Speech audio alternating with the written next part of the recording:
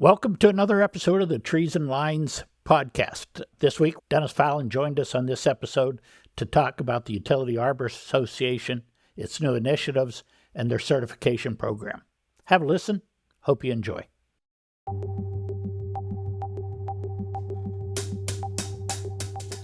Well, welcome, Dennis. Appreciate your joining us today. Why don't you take a minute and tell us a little bit about your background, and we'll get started. Well, thanks for having me. I appreciate being able to come on here and speak with you guys today. Meet Tej for the first time. So yeah, same. It's exciting stuff. Yeah.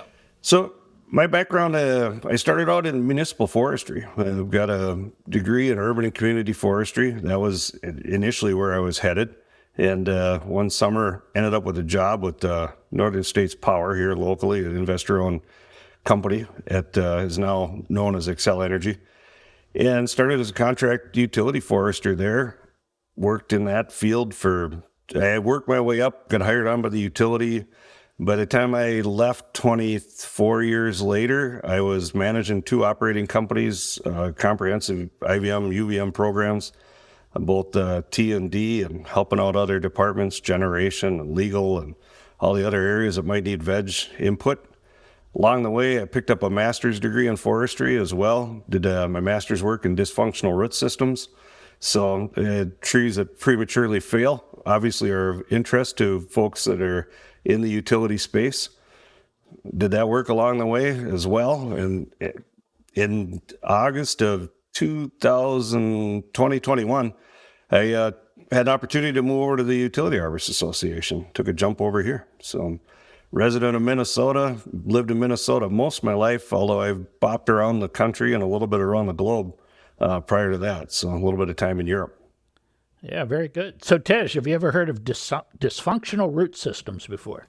I haven't. Now, I know that I have them in my yard, I think, because I can't get certain things to grow, but joking, of course. No, I haven't, but that's pretty crazy. Like, Dennis, it's actually...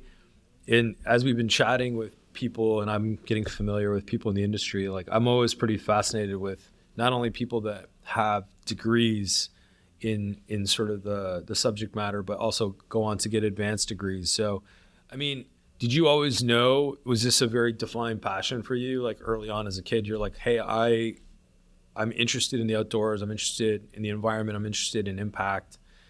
I want to continue to focus on this, or like many that I've spoken to, you kind of fell into it in some capacity. Like what was driving your passion into the space? Yeah, I always had a passion for the outdoors. That's been, we're outdoor family.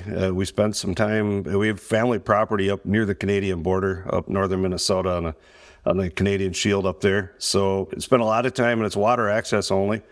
You have to motor across or boat across to get into this place. And I credit my mother really for forestry. There were 6 trees on the shoreline as you came up to the dock, and she used to quiz us all. She was a nurse. She just was passionate about the outdoors. And she used to quiz us all about these 6 trees. There's 6 different species there. And that was probably my first exposure to, wait a minute, not all trees are the same. And it was in the Scouts. We were a scouting family. I'm an Eagle Scout. Did a lot of camping, spent a lot of time outside. Went to college, I mentioned I had lived in Europe for a little bit. Went to college. I was going to become a German major and be a German teacher. And I realized that I was inside way too much, and that fell through, and went and poked my head around and found a forestry program and thought, boy, that sounds like a lot of fun. And I haven't looked back since. I've enjoyed it all the whole way. Not Phil, just one quick question. But like why German? Just curious. Well, I had lived in Austria for a year, just under a year. Wow. Okay. Right before it toured all around Europe. It would have been 87, 88 in that wheelhouse. So the Eastern Bloc was starting to be westernized. Yet the wall was still in place. Spent some time in East Germany and the former, what was Czechoslovakia and Yugoslavia at the time, Hungary. Wow. Okay. Sorry, Phil. So you're like most of us. You got out of school. Did you know anything about utility or arboriculture? No, negative, not at all. And the arboriculture professor that we had was pretty good about bringing in guest speakers and bringing folks in and extra folks from around the community and in the area. And in fact, to this day, I still go down and see, he's a professor emeritus right now, but I still go down and speak at the University of Minnesota. I just spoke there last week about utility arboriculture with the local investor-owned utility folks, talking to the students about that. So we had a little bit of exposure. I had some preconceived notions that later, once I was in the industry, I completely blew out of the water, different perspectives. But no, Phil, I didn't have much knowledge in the first place going into it. So I sent Tish the latest news, whatever the UAA update is, that had a link to the video. The last one was done out in the Pacific Northwest. Great video. So tell, why is the UAA doing those videos? Yeah, so really excited about these videos. We have 3 episodes that came out together. The one in the Pacific Northwest, Keep the Power Flowing. The whole idea was to try to bring awareness to the industry. You mentioned a lot of us have fallen into this industry, weren't aware of it, and by happenstance became aware of it. This is an intentional goal to try to draw external awareness in some of the mediums that are being used right now on the social media and the way folks are consuming information through video and through video product. The goal was to have these things less than 180 seconds. It was not designed to be a super informative, super in-depth, you're going to understand this process when you get done watching this video. It was more just to say, hey, look what's going on out here, draw awareness, and then hopefully people will find more content later or keep searching for more content. That particular one you mentioned, narrow to Pacific Northwest, we thought, how do you tell the story of utility arboriculture? There are so many avenues and so many niches and so many things that are going on all the time. And then to hold it under 180 seconds, how do we do that? So we decided to tell the tale of how do you go out and look for high-risk trees on your system, and how does that process work?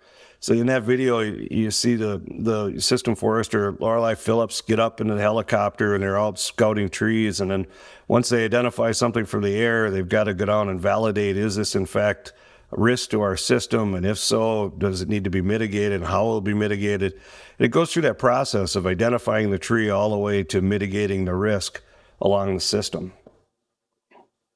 Dennis, so again, as I've talked to people and gotten more familiar with what I would call like more pioneer individuals, leaders of the space like yourself, I feel like everyone kind of has a philosophy, right? Based on their body of work, their approach to arboriculture, utility arboriculture, and just overall risk management, and then the preservation of species. If you had to kind of define your philosophy in a statement as it relates to this whole space and your approach to things, what would it be? Well, that's an interesting thought. If I had to define it, honestly, what immediately comes to mind is there's more common ground than people recognize. And a lot of times, I came up in the industry, was fairly divisive, when I first came in.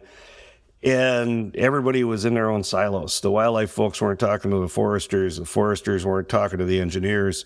And if you had to cross paths, it was a lot of times their way or the highway kind of thing, or our way or the highway.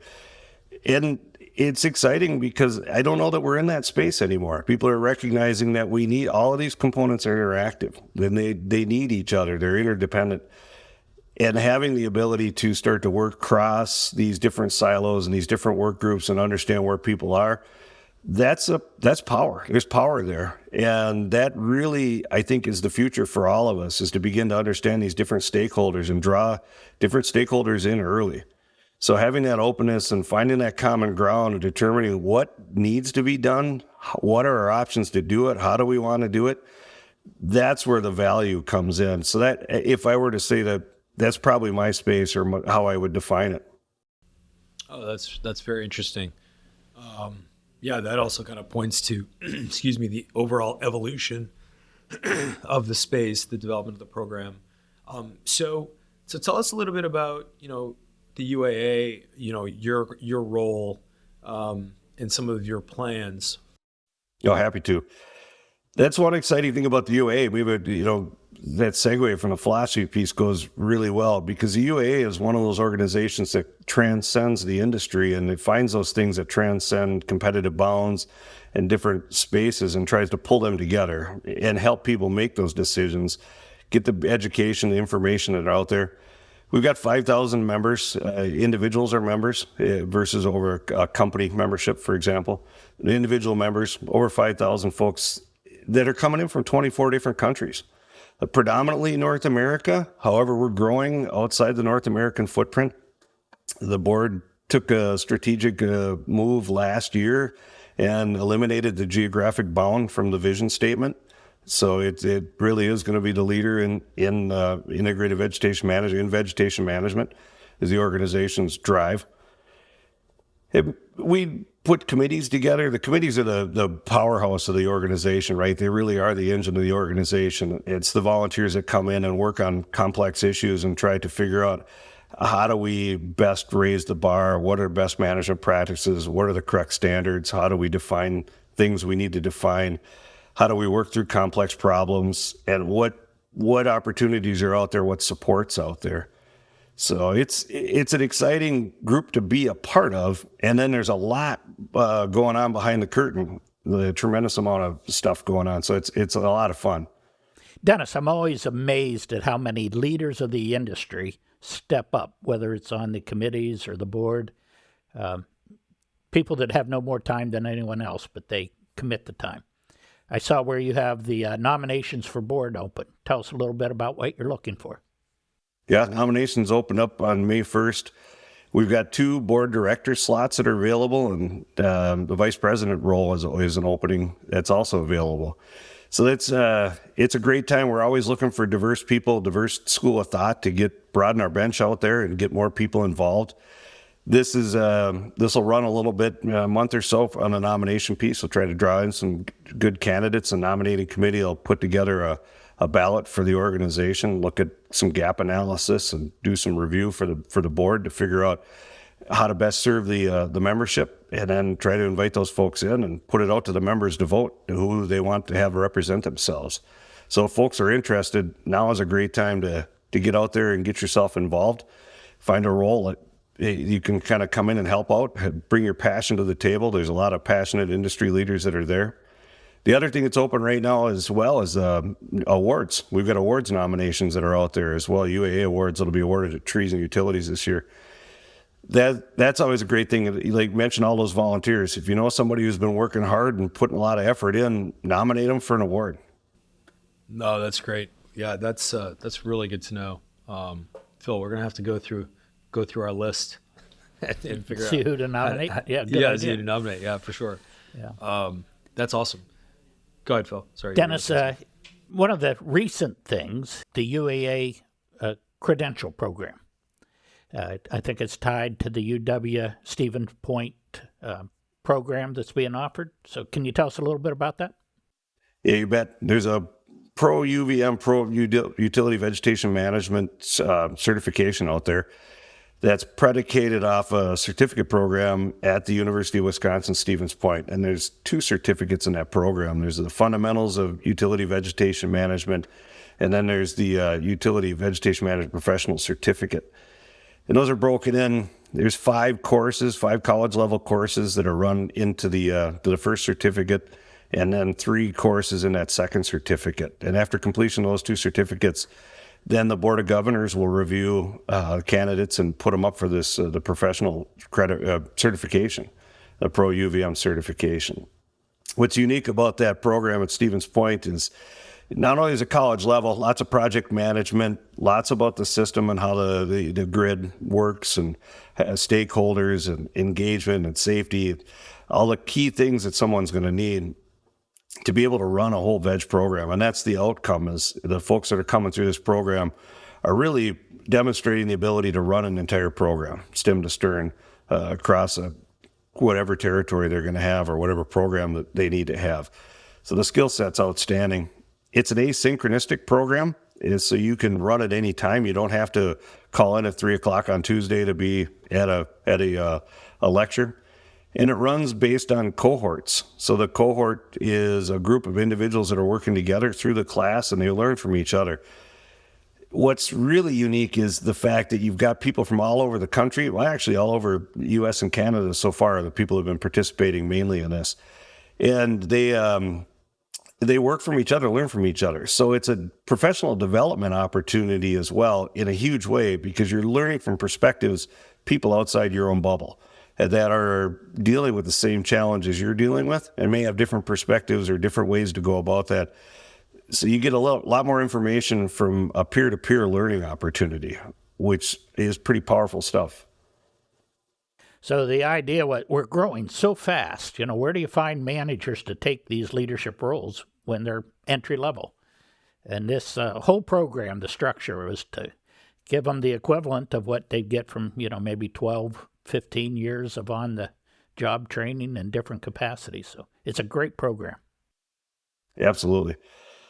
Absolutely. It's exciting. It's still looking for more folks to get through. We're starting to see contractors add this into their scales and add it as a role. Somebody with this credential can come in and offer services for a utility. We're seeing utilities use it for professional development. It's about a 2-year commitment. It's no cakewalk. It's not an easy thing to pull together. It's been described as an MBA in utility vegetation management. To my knowledge, it's the first time anybody's taken at a collegiate level the UVM philosophies and laid it out in a structure where you can go through and learn it directly in that way, in that capacity. So I'm not familiar with any other college course out there for UVM managers. We talked a little bit about your academic experience, but I know you cut your teeth at Xcel Energy, right? Maybe you can just give us a quick professional snapshot of, your journey, the different roles that you kind of took, in the sector, and kind of your path to a leadership role in the UAA, and what really kind of drove that. Yeah, absolutely. So I came in fresh out of college as an urban and community forester, familiar with municipal forestry, and was hired on by a contracting company. So I came in as a contract utility forester. It brought in specifically at the time to run customer tickets was the kind of the main thing, and look at those, help set up construction jobs, any system improvements that were going to involve trees, do some work with the tree crews, try to set crews up for observation, do crew observations, those kind of things. Spent a few years doing that. The more that you learn, the more that you advance the skill set. So like the construction jobs were a big driver, understanding the equipment, understanding how construction and design and all that came into play. Opportunity came around for the contracts changed. We got hired on, a group of us got hired on by the utility directly as utility foresters. When in that role, expanded again, kind of opportunity and geography continued to expand. I went from, a handful of municipalities to all of a sudden I had a major portion of the Minnesota metro area and the Twin Cities, Minneapolis, St. Paul area, which then eventually continued to grow. Responsibility went from strictly distribution into some other areas. Merger and acquisition, my title changed a half a dozen times along the way, or something like that. I don't know how many. I continued to pick up territories, went from just a metro area into all of a sudden now I had 2 states, and I was covering Wisconsin and Upper Peninsula of Michigan, living in Minnesota. So I operated in 2 states and lived in the third kind of deal. Spent about 600 miles a week behind the wheel of a pickup truck going out to see crews, and picked up transmission operations along the way in IVM. That morphed into a manager's role where in a 5-state area, same thing, continue to add on, bolt on responsibilities and pieces. And then the UAA executive director position popped up, and like any utility arborist who sees something that looks like an insurmountable challenge, they thought, I don't have a snowball's chance in hell at this job, but why not? I'm going to throw a ring at it, throw a marker out there and see what happens. And I did. And the rest is history. It's been a great learning experience. It was an opportunity to expand into one of my passion areas, which is, helping others and trying to help other people and figuring out what people need. So that's what the UAA, in my mind really does, is help people find that information they need, find a network, find resources. So it's exciting. Yeah. Hey, Dennis, everybody, so many of our people come in as contract foresters like you did, and they're wanting to someday follow your track. and they think maybe they don't have a realistic perception of time. How long did it take you to go from contract forester to the manager of 5 states? Well, that was a course of probably 15 years or better in that wheelhouse. That said, though, I went from contract forester to hired by the utility in 2 to 3 years. And then for that utility forester role into what was at the time called a coordinator role, which would be equivalent to a program manager role today, I think is kind of the current titles they use out there, or system, not quite system forester, but forester role. In covering the multiple geographies, that was only a matter of 5 years, 5 to 7 years. And then, like I said, merger and acquisition, went from Northern States Power to doing business as Xcel Energy, and the different operating companies merged together. That always comes with reorganization and moved through there. So survived a couple of reorgs and continued to learn as I went. So that was the goal for me, was I'm always eager to learn more. And I guess that would be, if I were to say, give it any contract forester advice about where they want to go or how they want to advance, if that's their interest, is to move up, continue to learn. Look for opportunities to do something you're not doing right now, whether that's, different transmission, distribution, different areas of the operation, construction, capital work, all of these things, learning about budgets, learning safety. The more you can expand. I used to have a peer in the industry who, he said he didn't really care what his job title was, just call me an essential employee. Oh man, I like that. I really like that. Wow. That's really good. Dennis, just going back to something, I'm just curious, you mentioned that, I didn't know this, but the UAA has representation from 24 countries, I think you said, right? Yeah, correct. Globally, do you feel that the UAA is the most advanced organization that that touches arboriculture, UVM, all the core things? Or are there sister or brother organizations globally that you guys partner with, and that you are also grabbing sort of thought leadership from, ideas from? Who else is out there globally doing something that has impressed you? Yeah, so from an arboriculture standpoint, globally, International Society of Arboriculture, probably one of the key folks key groups that are out there. The Society of Municipal Arborists, another big group. From an IVM or utility UVM space, looking about that, UVM, you've got the UAAA, the Utility Arborist Association of Australia, which includes New Zealand in that footprint. You've got the UVMA in Canada, is another group that we work closely with, Pro UVM up in Canada as well. So there are other affiliates that we're working with. And when you describe it as, working with those thought leadership, that's really what we're trying to do, is expand out and understand those areas. I'm no diplomat by any means. At the same time, I spent a little bit of time bouncing around the world and live close enough to Canada. One of the things we're working on, I guess one of my strategies is, we don't understand these areas. We need to understand our culture well enough before we start to try to integrate or move into those spaces. So one of the things we've got going at the UAA right now is a Canadian task force, and it's a group of Canadians that are active in the UAA, but also active in UVMA and these other organizations, to try to identify for us, are there opportunities where we can help strengthen and broaden the field and work together out there? What are the things we need to know and could know? And Ted, as you mentioned, you're a Canadian. A lot of folks don't realize that, Canada is not just another state. It's a completely different country, and it really is. It'd be easy to access. No, different culture and different rules and different regulatory pieces. And you have to be respectful for that, understand that, and find the way to work together in these spaces. So I think that's the strength.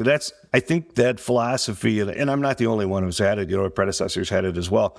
I think that's why we're seeing expansion into other countries, is recognizing that, here's how we're doing it. We want to share. We also want to learn, and we want to be able to expand everybody's knowledge. You bring up something that I find very fascinating, even as you move throughout the United States, state to state, utility to utility, footprint to footprint.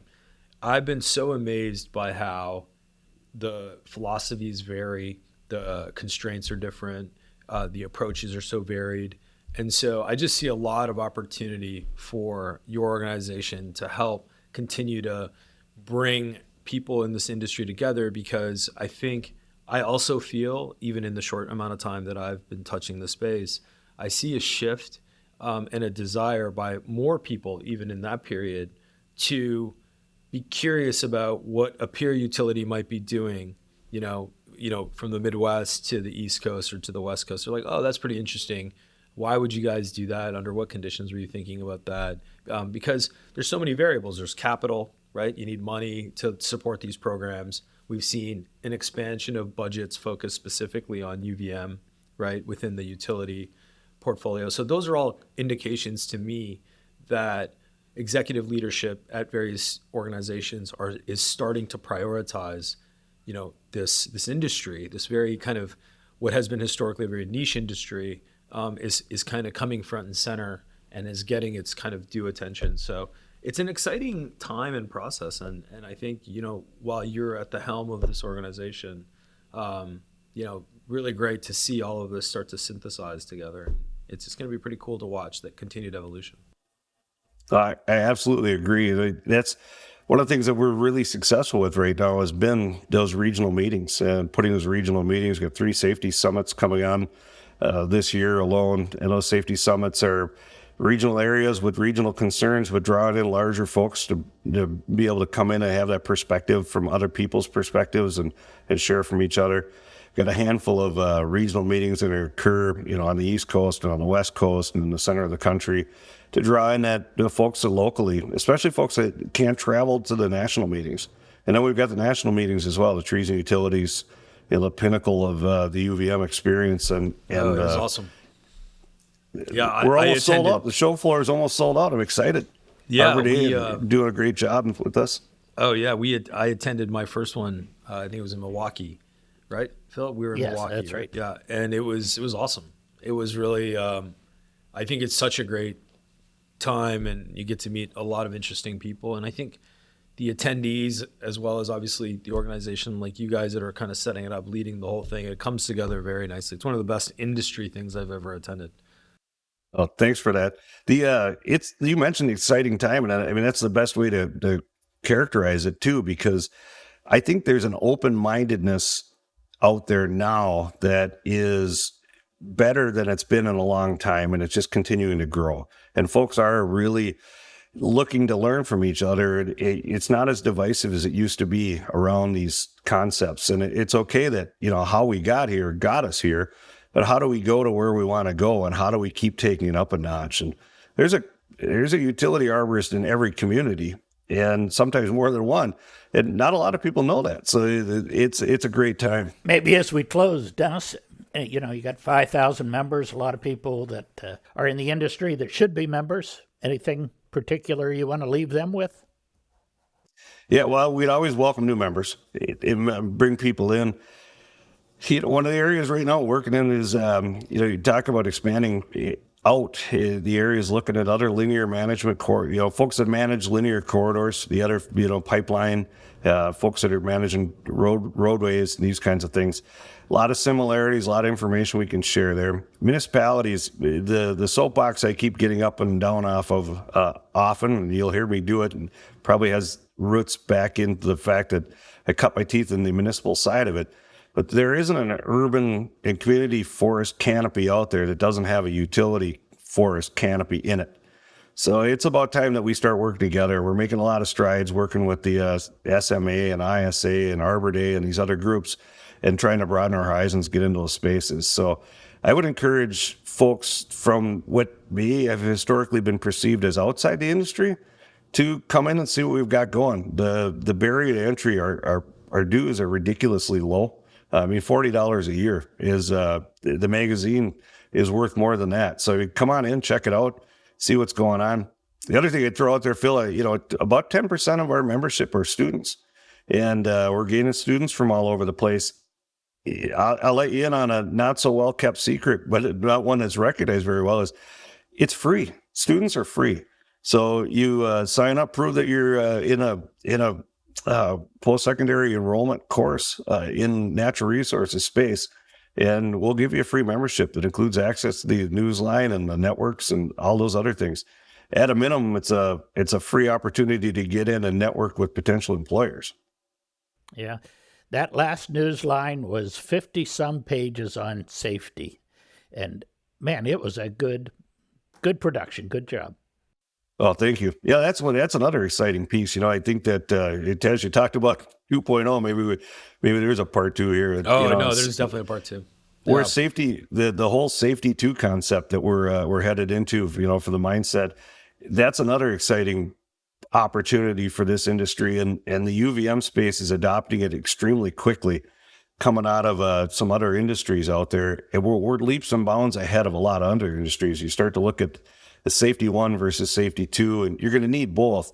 But that mindset of moving forward to where, if you have an incident, it used to be, what did the employee do that caused the incident? Now we're looking more about, did the system fail the employee? Did we fail the employee? What do we need to do on these things? And when we look at the workforce and the dwindling numbers coming at us in workforce, and I think that's globally, you're looking at headcount is down. People headcount is down. We look at birth rates. There's fewer of us out there if over the next 18 years. So we're going to need to treat our people correctly, and we're going to need to draw them in. And this safety 2 mindset, I think, gets us to that next step and and also I think it's going to drive safety to a whole nother level, which is really exciting. And again, there's a whole lot of topic there. No, this is wonderful, Dennis. Thank you so much for making time today. And yes, we are going to bother you for, a 2.0, a second sort of episode to kind of dig into some of these other things that we kind of that you kind of mentioned. So yeah, I've written a whole list of things we'd like to talk to you about. Yeah. There's this, like I said, we could do this for days with you. So thank you again for making time. Really exciting things ahead. Can't wait to meet you in person. Yeah, likewise. Thanks again for having me. It was really a lot of fun. That's it for this episode of the Trees and Lines podcast, brought to you by Iapetus Infrastructure Services. If you like the show, please give us a rating of 5 stars on Apple or Spotify. If you have any questions or comments on any of our episodes or ideas for topics or guests in the future, we'd love to hear from you. Please contact us at treesandlines@iapetusllc.com. We'll chat with you soon.